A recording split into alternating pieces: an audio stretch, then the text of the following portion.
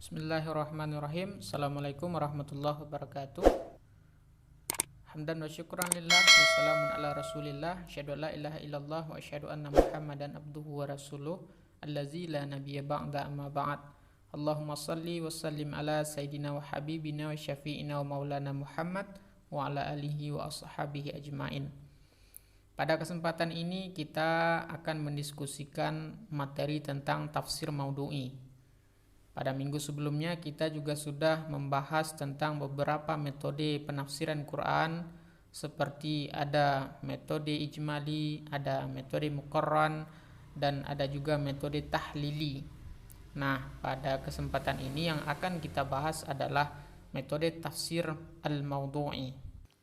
Metode tafsir al-maudhu'i adalah metode tafsir yang berusaha mencari jawaban Al-Quran dengan cara mengumpulkan ayat-ayat Al-Quran yang mempunyai tujuan yang satu, yang sama-sama membahas topik atau judul tertentu dan menerbitkannya sesuai dengan masa turunnya dan selaras dengan sebab-sebab turunnya.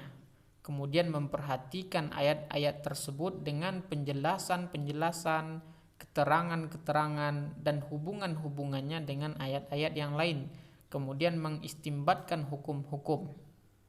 Dari pengertian tersebut dapat dipahami bahwa yang dimaksud dengan metode tafsir jenis ini adalah tafsir yang menjelaskan beberapa ayat Al-Quran mengenai suatu judul atau tema tertentu dengan memperhatikan urutan tertib turunnya masing-masing ayat sesuai dengan sebab-sebab turunnya yang dijelaskan dengan berbagai macam keterangan dari segala seginya dan diperbandingkannya dengan keterangan berbagai ilmu pengetahuan yang benar yang membahas topik atau tema yang sama, sehingga lebih mempermudah dan memperjelas masalah karena Al-Quran banyak mengandung berbagai macam tema pembahasan yang perlu dibahas secara maudhu'i supaya pembahasannya lebih tuntas dan lebih sempurna.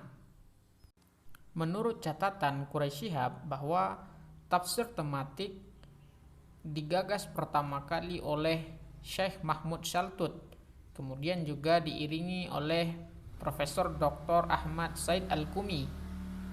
Buah dari tafsir model ini menurut Quraisy Shihab diantaranya adalah karya-karya dari Abbas Mahmud Al-Aqad, yaitu diantaranya Al-Insan fil Quran, Al-Mar'ah fil Quran, dan juga ada karya dari Abul A'la Al-Maududi, yaitu Ar-Riba fil Quran.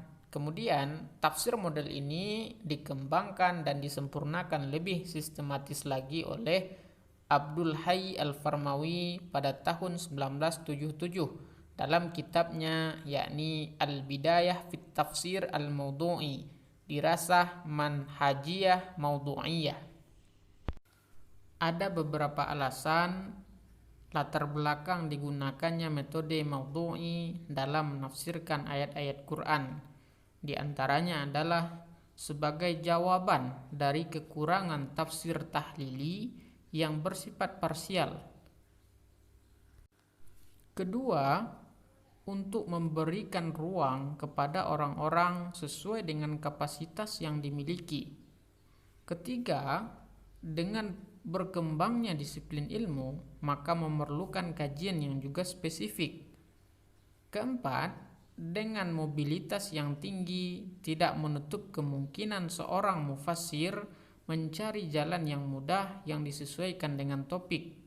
Kelima, meningkatkan motivasi masyarakat untuk membacanya karena hasil jawabannya dapat dilihat langsung pada kesimpulan.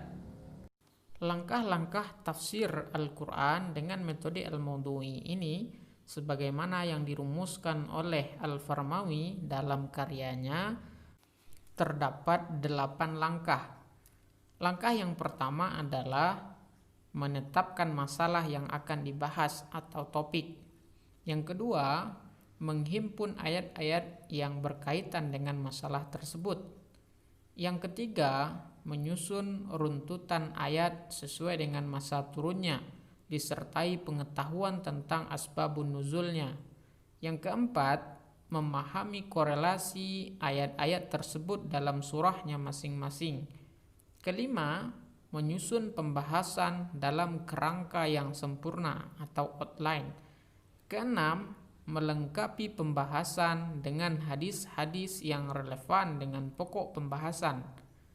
Ketujuh, mempelajari ayat-ayat tersebut secara keseluruhan dengan jalan menghimpun ayat-ayatnya yang mempunyai pengertian yang sama atau mengkompromikan antara yang am dan yang khas, mutlak dengan muqayyad atau yang pada lahirnya bertentangan sehingga kesemuanya bertemu dalam satu muara tanpa perbedaan atau permasalahan. Kedelapan, yang terakhir adalah menyusun kesimpulan-kesimpulan yang menggambarkan jawaban Al-Quran terhadap masalah yang dibahas. Nah, sekarang kita akan melihat apa sih kelebihan dan kekurangan metode tafsir al-mawdu'i ini. Yang pertama adalah kelebihannya. Kelebihan tafsir al-mawdu'i ini yang pertama adalah menjawab tantangan zaman. Permasalahan dalam kehidupan selalu tumbuh dan berkembang sesuai dengan perkembangan kehidupan itu sendiri. Semakin modern kehidupan, persoalan yang timbul semakin kompleks dan rumit, serta mempunyai dampak yang luas.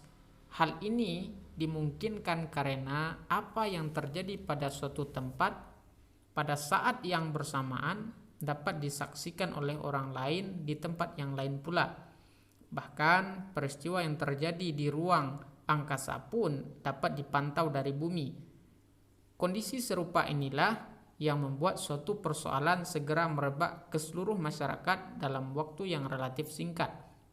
Untuk menghadapi masalah yang demikian, dilihat dari sudut tafsir Al-Quran, tidak dapat ditangani dengan metode-metode selain tematik. Hal ini dikarenakan karena kajian metode tematik ditunjuk untuk menyelesaikan permasalahan. Itulah sebabnya metode ini mengkaji semua ayat Quran yang berbicara tentang kasus yang sedang dibahas secara tuntas dengan berbagai aspeknya. Kelebihan dari tafsir al-mawdu'i yang kedua adalah dia lebih praktis dan sistematis. Tafsir dengan metode ini disutis dan sistematis dalam memecahkan permasalahan yang timbul. Kondisi semacam ini amat cocok dengan kehidupan umat yang semakin modern, dengan mobilitas yang tinggi, sehingga mereka seakan-akan tidak punya waktu untuk membaca kitab-kitab tafsir yang besar. Padahal untuk mendapatkan petunjuk Al-Quran, mereka harus membacanya. Dengan adanya tafsir tematik ini, mereka akan mendapatkan petunjuk Al-Quran secara praktis dan sistematis, serta dapat lebih menghemat waktu, efektif dan efisien. Kelebihannya yang ketiga adalah dinamis. Metode tematik atau metode mawdu'i membuat tafsir Al-Quran selalu dinamis sesuai dengan kebutuhan tuntutan zaman, sehingga menimbulkan image di dalam benak pembaca dan pendengarnya bahwa Al-Quran senantiasa mengayomi dan membimbing kehidupan di muka bumi ini pada semua lapisan dan strata sosial. Kelebihannya yang keempat adalah memuat pemahaman menjadi utuh.